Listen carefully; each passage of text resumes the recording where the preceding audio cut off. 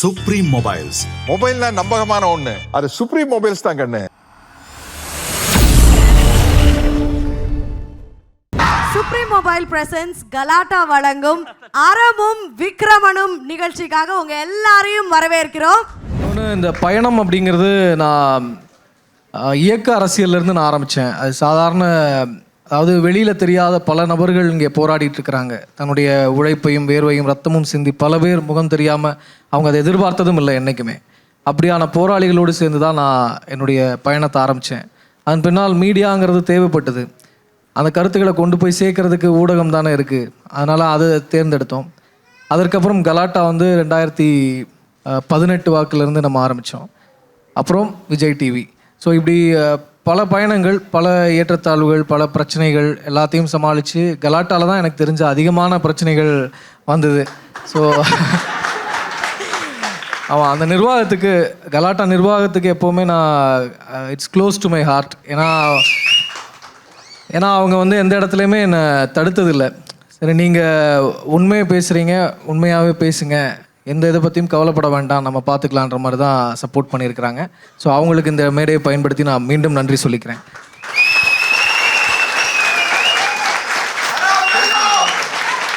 கலாட்டா தன்னுடைய எம்டி திருமிகு அருணா அவர்களுக்கு இந்த மேடையில் மறுபடியும் நன்றி சொல்கிறேன். ஏன்னா ஒரு முறை ஒரு நேர்காணல் அப்போ பெரிய பிரச்சனை வந்தது. ஸோ ஆஃபீஸ்க்கெல்லாம் மிரட்டல்லாம் நடந்தது. அப்பயும் கூட அவங்களோட டிமாண்ட் மன்னிப்பு கேட்குறதாக இருந்தது. விக்ரமனை மன்னிப்பு கேட்க சொல்லுங்கள், அவன் எங்கே இருக்கான் அப்படின்ற மாதிரிலாம் கேட்டாங்க.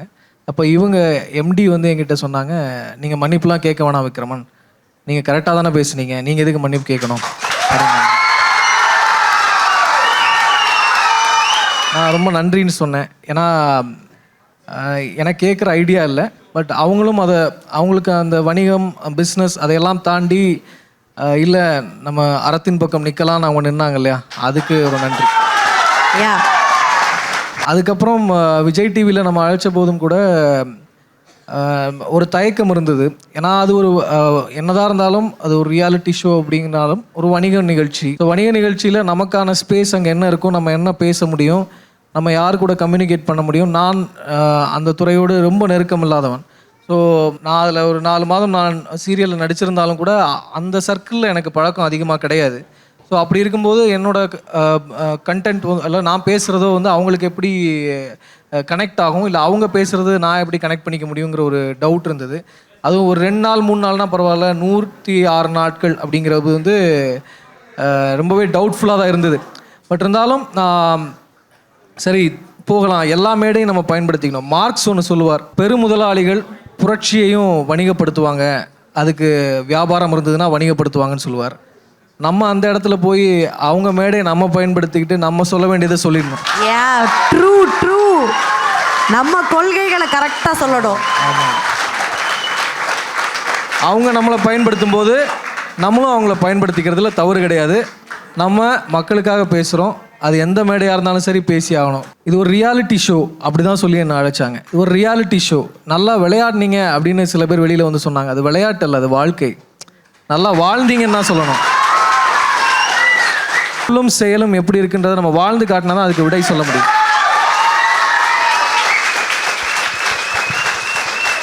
அதுக்காக தான் அந்த மேடையை நான் பயன்படுத்திக்கிட்டேன். கண்டிப்பாக நீங்கள் சொன்ன அந்த விஷயங்கள் எல்லாமே 100க்கு 100 உண்மை. நம்மளை பயன்படுத்துகிற மாதிரி நாமளும் நம்ம கருத்துக்களை சொல்கிறதுக்கு பயன்படுத்துகிறோம். ஸோ அறம் வென்றதா? விக்ரமனுக்காக நிறையா டேக்ஸ்லாம் வந்தது இல்லையா? அறம் வெல்லும், வின்னர் விக்ரமன், விக்கு, மை வேலண்டைன் விக்ரமன் அப்படின்லாம் வந்தது.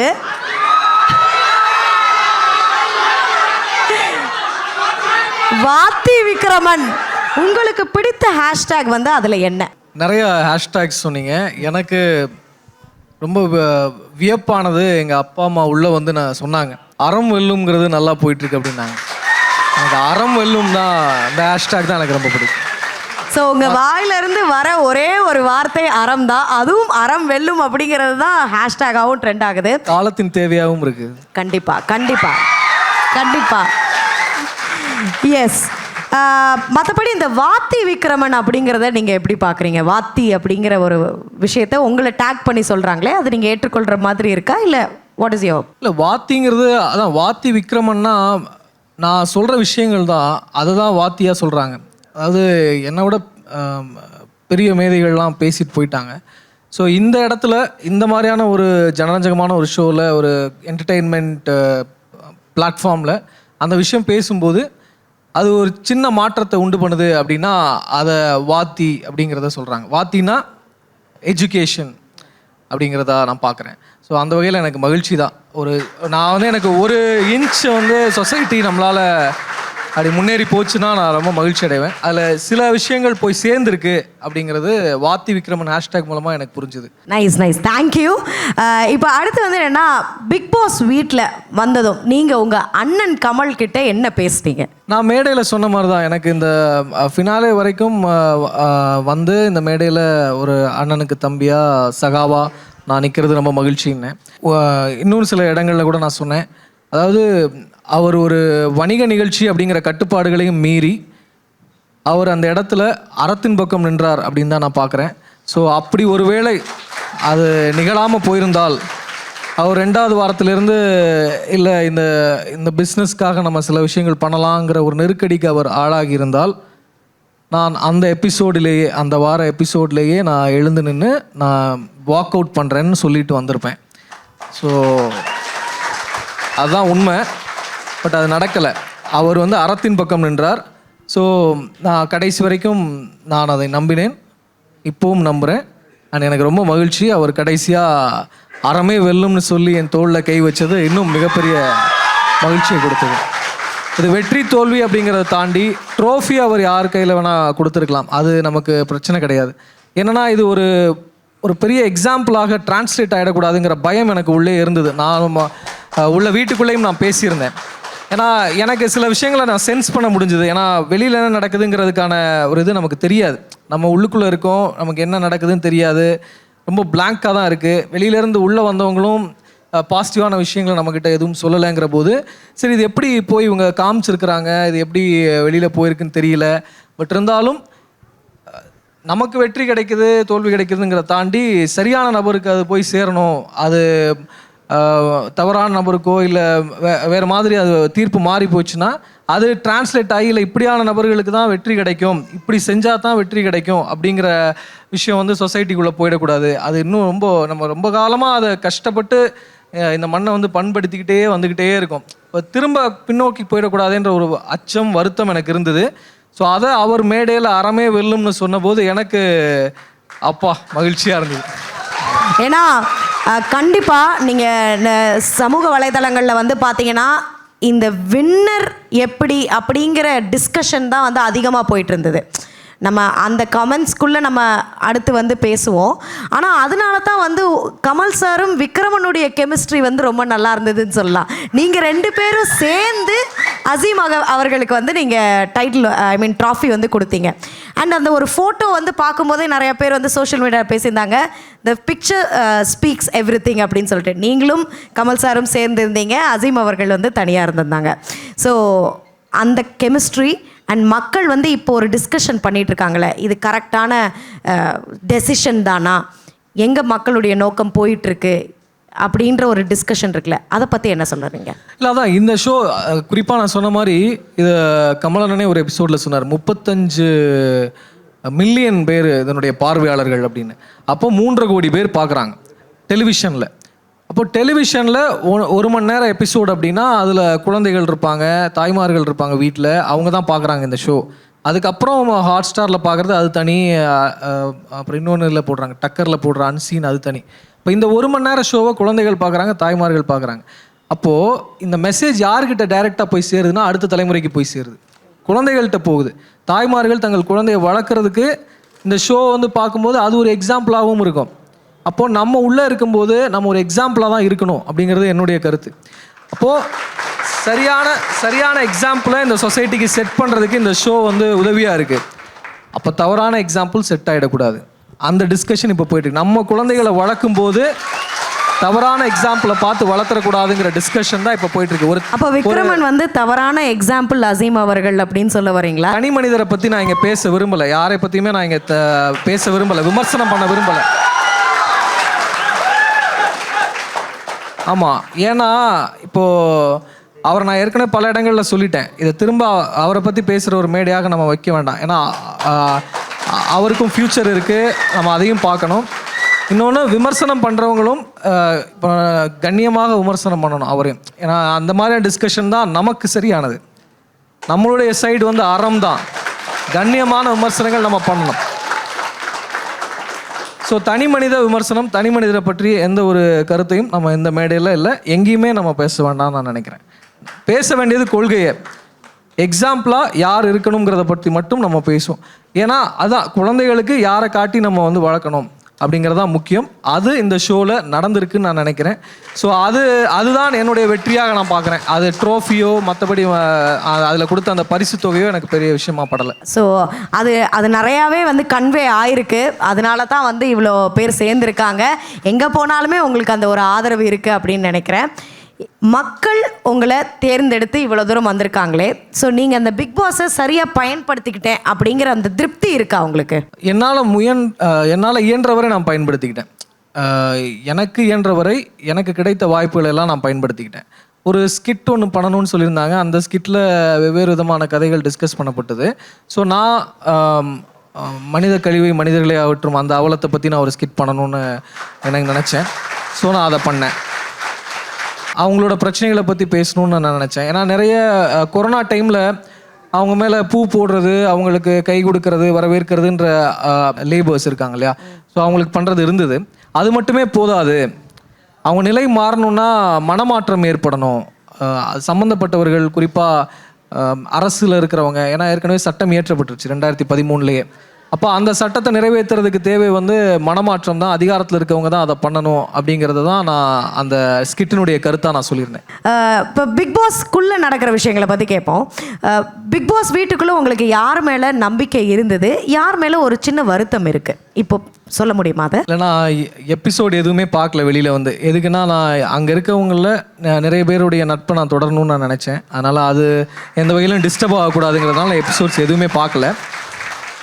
எனக்கு நம்பிக்கைனா நான் நிறைய பேரை நேசித்தேன் உள்ள, லைக் ஏடிகே, அமுதவாணன், மகேஸ்வரி, அப்புறம் ஷிவின், அப்புறம்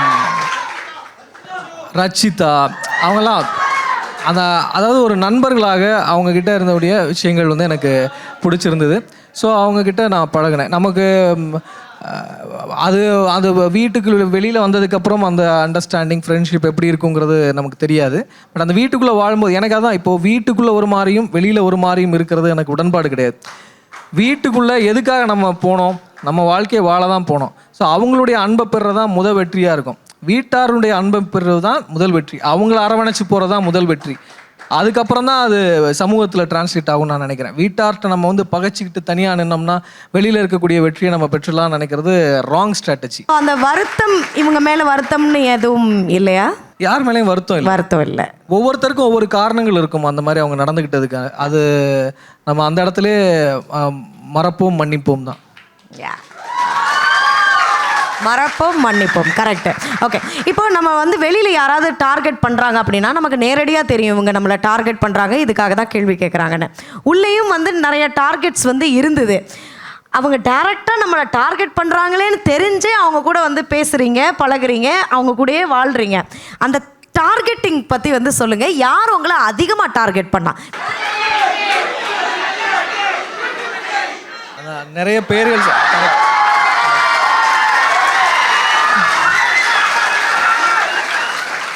டார்கெட்டுங்கிறதா எனக்கு நான் படலை. எனக்கு அவங்க சில பர்சனலான அட்டாக் நான் பார்த்தேன். அது அந்த இடத்துல நான் நிறைய இடங்களில் பேசியிருக்கிறேன். ஸோ இங்கே திரும்ப அதை பற்றி நான் பேச விரும்பல. இன்னொன்று, நான் வெளியில் வந்து அவங்க பின்னாடி என்ன பேசினாங்க, முன்னாடி என்ன பேசினாங்கிறதுலாம் எனக்கு தெரியாது, நான் பார்க்கல. ஸோ எனக்கு அது சொல்ல தெரியல. Okay done. நீங்கள் பண்ண நிறையா டாஸ்க்லாம் வந்து நீங்கள் பண்ணியிருந்தீங்க. அண்ட் தென் ரொம்ப முக்கியமான டாக்டர் அம்பேத்கர் அவர்களுடைய கருத்துக்கள்லாம் வந்து நீங்கள் ஒரு எனாக்டாக வந்து பண்ணி காமிச்சிங்க. ஸோ அதுக்கு வந்து ஒரு கன்ஸ்ட்ரக்டிவ் கிரிட்டிசிசம் இருந்தது. இவர் வந்து தன்னுடைய கொள்கையை இவ்வளோ பெரிய பிளாட்ஃபார்மில் சொல்கிறாரு, அது ஒரு பக்கம் இருந்தாலுமே வை அதை பிளேட்டண்ட்டாக ஏன் வந்து அதை பண்ணி காட்டுறாங்க அப்படிங்கிற ஒரு கிரிட்டிசிசம் இருந்தது. அதற்கு உங்கள் பதில் என்ன? இல்லை, அதுதான், இது மக்களுக்கான மேடைங்க. மக்கள் தான் பார்க்குறாங்க. இது என்டர்டெயின்மெண்ட் ஷோன்னு சொல்கிறதே தப்பு. இது மக்கள் பார்க்கக்கூடிய ஒரு ஷோ. மக்கள் தான் அது. அந்த மக்களில் ஒரு சிலர் வந்து வேங்கை வயலில் மக்கள் குடிக்கிற தண்ணியில் மலத்தை கலக்கிறாங்க. அவங்களும் அந்த ஷோ பார்க்குறாங்க. அப்போ அவங்களுக்கு நம்ம சில விஷயங்கள் சொல்லி தானே ஆகணும். அந்த பிரச்சனைகளை நம்ம சொல்லாமல் இருக்க முடியாதுல்ல. மக்கள் பார்க்குற ஷோவில் மக்கள் பிரச்சனைகளை பேசித்தான் ஆகணும். அதை நான் பேசலைன்னா, என் துறையிலிருந்து போன நான் பேசலைன்னா வேற யார் பேசுவாங்க? கண்டிப்பாக இந்த ஒரு மேடையில் நம்ம பேசும்போது அது எவ்வளோ ஒரு வைப்ரேஷன் கிரியேட் பண்ணுறதுன்றது நமக்கு தெரியும். ஸோ நியாயமான விஷயங்கள் தான் பேசியிருந்தீங்க. மற்றும் ஒரு பெரிய விஷயம் நடந்தது. திருமா அவர்கள் வந்து உங்களுக்காக போட்ட ஒரு ட்வீட் வந்து அதை நிறைய பேர் வந்து கமெண்ட் பண்ண ஆரம்பித்தாங்க. என்னங்க, ஒரு ரியாலிட்டி ஷோவில் இருக்கிற ஒரு பர்சனுக்காக ஒரு கவர்மெண்ட்டில் இருக்கிற ஒரு முக்கிய தலைவர் வந்து ஒரு ட்வீட் பண்ணுறாரே அப்படின்ற ஒரு டிஸ்கஷன் வந்து இருந்தது. இல்லை, அது அவருடைய ஃப்ரீடம் ஆஃப் எக்ஸ்பிரஷன் நான் பார்க்குறேன். சினிமாவில் இருக்கிறவங்க அரசியலுக்கு வராங்க. அரசியலில் இருக்கிறவங்க ஒரு ரியாலிட்டி ஷோ பார்க்கக்கூடாது. அதுலேயும் அதை அவர் பார்க்கறது சொல்லலை, நான் அவர் பார்க்கல. சில இடங்களில் பார்த்துருக்கிறாரு, சில கிளிப்பிங்ஸ் பார்த்துருக்கிறாரு, சில கிரிட்டிசிசம் பார்த்துருக்கிறாரு, சில முக்கியமான விஷயங்கள் அவர் பார்த்துருக்கிறாரு. அவருக்கு ரொம்ப பிடிச்சி போய் அவர் இந்த விடயங்களுக்கு வந்து சரியான ரெக்கக்னிஷன் கிடைக்கணும் அப்படிங்கிறதுக்காக அவர் தன்னுடைய தனிப்பட்ட நபராக அவர் தன்னுடைய கருத்தை பதிவு பண்ணியிருக்கிறார். ஒரு தம்பியாக நினச்சோ, இல்லை தன்னுடைய குடும்ப உறுப்பினராக நினச்சோ, இல்லை ஒரு நண்பராக நினச்சோ அவர் அதை பண்ணியிருக்கிறார். அது அவருடைய கருத்துரிமை அப்படிங்கிற அடிப்படையில் தான் எடுக்கணும்.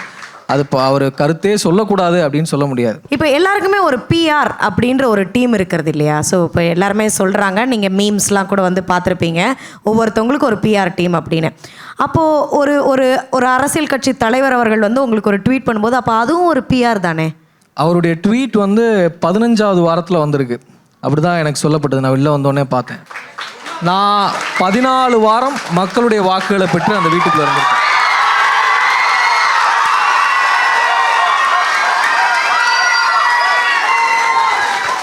சொல்லி முடிக்கட்டும். இப்போ நீங்கள் சொல்கிறீங்க அது ஒரு பிஆர் எக்ஸசைஸ்ன்னு. ஆனால் அதே இன்னொரு விமர்சனம் என்ன சொல்கிறாங்கன்னா, அவர் ட்வீட் போட்டதுனால பின்னடைவாயிருச்சுன்றாங்க. எதை நான் நம்புறது? பேசுகிறவங்க பேசிட்டு தான் இருப்பாங்க. அதான் நீங்கள் அப்போயே சொல்லிட்டீங்க, ஃப்ரீடம் ஆஃப் எக்ஸ்பிரஷன் அண்ட் ஸ்பீச்னு. ஸோ இதனால தான் வந்து மக்களுக்கு உங்களை வாத்தி விக்ரமா பிடிக்குதோன்னு நினைக்கிறேன். ஓகே.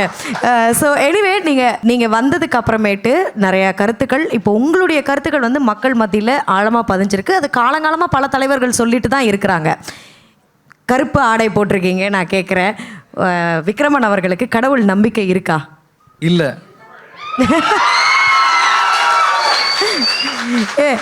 அதை கமல் சார்கிட்டே வந்து சொல்லியிருந்தீங்களே, அவரும் அதைத்தான் வந்து அந்த கருத்தை தான் சொல்லியிருந்தாரு. அவர் ஸ்டைலில் அந்த டயலாக்லாம் நீங்கள் உங்களால் டெலிவர் பண்ண முடியுமா, சொல்ல முடியுமா? இல்லை, இங்கே நம்பிக்கை வெர்சஸ் ப்ரூஃப் அப்படி தான் நம்ம பார்க்கணும். நம்பிக்கைங்கிறது இருக்கா இல்லையான்னு தெரியாமலே நம்புறது. ப்ரூஃப்னா சயின்டிஃபிக்கலாக நமக்கு இதுதான் அப்படின்னு காமிக்கிறது. எனக்கு அப்படி காமிச்சிட்டா நான் ஓகேன்னு சொல்லிடுறேன். ஓகே. இது வந்து மக்கள் ஃபேன்ஸ் இருக்காங்க அப்படிங்கிறதுனால இதெல்லாம் நாங்கள் கேட்குறோமே, நீங்கள் தப்பாக எடுத்துக்க வேண்டாம். நான் கடவுள் அந்த டயலாக் வந்து ஒரு நிமிஷம் சொல்லினீங்கன்னா நல்லாயிருக்கும் விக்ரமன். கடவுள் அப்படிங்கிறது ஒவ்வொருத்தருக்குமான பர்சனல் சாய்ஸ். ஒரு நபருக்கு வந்து அது வந்து தன்னுடைய மன அமைதிக்கு அது காரணமாக இருக்குது. அது நான் காலையில் விழிக்கும் போது கடவுள் முகத்தில் முழிச்சா தான், இல்லை அவங்க விரும்புகிற ஏதோ ஒரு சாமி அது முகத்தில் முழிச்சா தான் எனக்கு வந்து அந்த நாள் நல்லா இருக்கும்னு அவங்க நினைக்கிறாங்கன்னா அது தவறு இல்லை. அது அவங்களுடைய பர்சனல் சாய்ஸ். அதை நம்ம ரெஸ்பெக்ட் பண்ணுறோம்.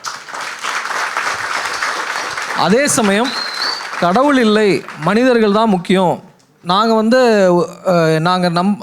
எங்களுக்கு தெரியாத விஷயத்த நாங்கள் நம்பலை, நாங்கள் ப்ரூஃப்னு தான் நாங்கள் நம்புகிறோம், ப்ரூஃப் இருந்தால் நாங்கள் ஏற்றுக்கிறோம், மற்றபடி நாங்கள் மனிதர்களை நேசிக்கிறோம்னு சொன்னாங்கன்னா அவங்களுடைய பர்சனல் சாய்ஸையும் நம்ம ரெஸ்பெக்ட் பண்ணணும். கண்டிப்பாக டெமோக்ராட்டிக் இல்லை? எஸ். ஓகே. செக்யூலர். யா. வாத்தி விக்ரம் விக்ரமன். ஓகே, ஏன்டா பிக் பாஸ் போனோம் அப்படின்ற தாட்ஸ் இருக்கா உங்களுக்கு? நிச்சயமா இல்லை, தெரிஞ்சே தான் போனேன். தெரிஞ்சதா? ஆமாம், நமக்கு ஒரு மேடை கிடைக்குது, எந்த மேடையும் விடக்கூடாதுங்கிறது என்னுடைய ஆழமான கருத்து. ஏன்னா மேடைகள் இல்லாமல் நிறைய விஷயங்களை சொல்ல முடியாமல் நிறைய பேர் தவிக்கிறது எனக்கு தெரியும். ஸோ அப்போது இப்படி ஒரு மேடை நமக்கு கிடைக்கும்போது அதை விடுற லக்ஸுரியோ சொஃபஸ்டிகேஷனோ எனக்கு கிடையாது. ஸோ அந்த மேடையை நம்ம வந்து பயன்படுத்திக்கணும். ஓகே, இது வந்து எங்கள் கலாட்டா கேள்விகள்லாம் இல்லை, நான் வந்து விக்ரமனுக்கு கேட்கணும்னு நினைக்கிற ஒரு கேள்வி. ஸோ இப்போ ஆல்ரெடி வந்து வினோ there are like 2 parties, 2 ideologies. ஒன்று நம்புகிறாங்க, ஒன்று நம்பலை. கடவுள் நம்பிக்கை இருக்குன்னு சொல்கிறாங்க, கடவுளை நம்புகிறாங்க. விக்ரமன் தோல்வி அடைந்ததுக்கு காரணம் இந்த நம்பிக்கை அதிகமாக இருந்தவங்கனால தானோ?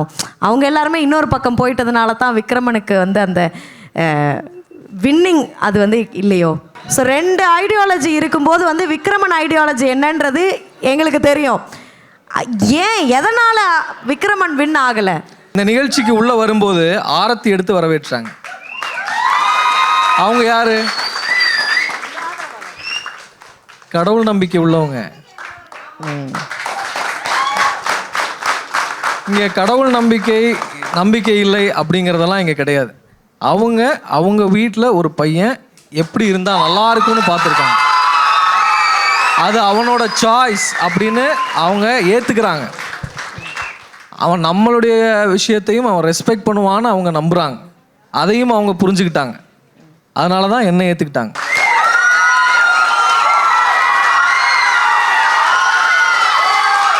அப்போ இது வந்து அது வந்து ஒரு அன்ஃபேர் ஒரு கிரவுண்டாக தான் இருக்குது. ஒரு சமநிலை இல்லாத ஒரு கிரவுண்ட். அப்போ இதனுடைய வெற்றியை வச்சு, இதில் வந்த வாக்குகளை வச்சு, அல்லது இதை வச்சு முடிவு பண்ண தீர்ப்பை வந்து நம்ம மக்களுடைய வெற்றியாக, மக்களுடைய தீர்ப்பாக நம்ம ஏற்றுக்கவே முடியாது.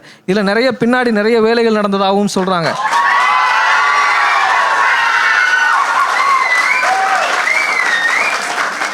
அதுக்குள்ளெல்லாம் நான் போக விரும்பலை. அதில் பிஆருங்கிறாங்க, பாட்டுங்கிறாங்க, என்னென்னவோ இருக்குது. இதெல்லாம் வந்து சாதாரண மக்களுக்கு தெரியாது. அப்போது அவங்கக்கிட்ட போய் நம்ம இதனால் இது தோத்துருச்சு, இதனால் இவங்க ஜெயிச்சிட்டாங்கன்னு நம்ம சொல்கிறதுங்கிறது இந்த கம்பேரிசன் தவறு. ஓகே, நிறையா விஷயங்கள் சொன்னீங்க. நானும் ஒரு சில கேள்விகள் வந்து கேட்டுட்டேன். உண்மையாக நீங்கள் வந்து அதுக்கு பதில் சொல்லியிருந்தீங்க. ஸோ நம்ம வீட்டு பிள்ளையா விக்ரமனை நாம் வந்து ஏற்றுக்கொண்டோம். ஸோ அதற்கு ஒரு பெரிய ஆதரவு இங்கே திரண்டிருக்கு. Thank you so much. Supreme mobiles. மொபைல்னா நம்பகமான ஒண்ணு, அது சுப்ரீம் மொபைல்ஸ் தான் கண்ணு.